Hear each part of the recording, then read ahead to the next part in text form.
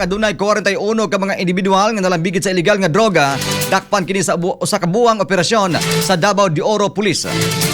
Alang sa kumpleto detalye, katropang Darwin Dulatre.